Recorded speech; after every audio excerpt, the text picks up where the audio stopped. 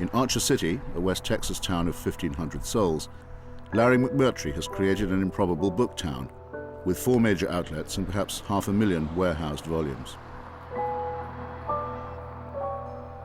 There used to be bookshops larger than us in just about every American city. You know, in Boston, New York, all the way across to LA. McMurtry is most celebrated outside the state for his Western epic novel, Lonesome Dove, and for the screen adaptation of The Last Picture Show, an elegy for the expiring Texas small town.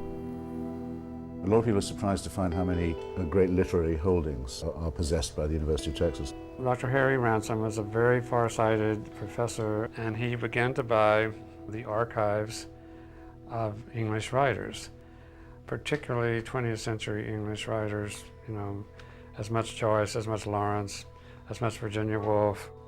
That's a source of pride. You are thought of by some people as a writer about the cowboy.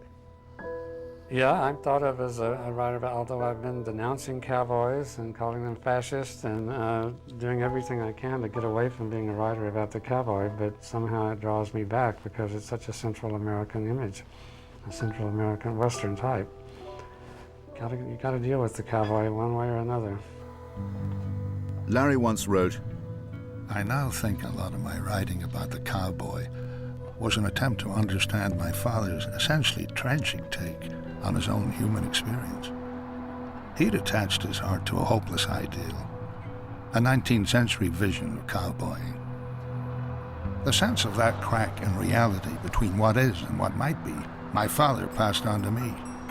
It may be the crack where books and songs are born,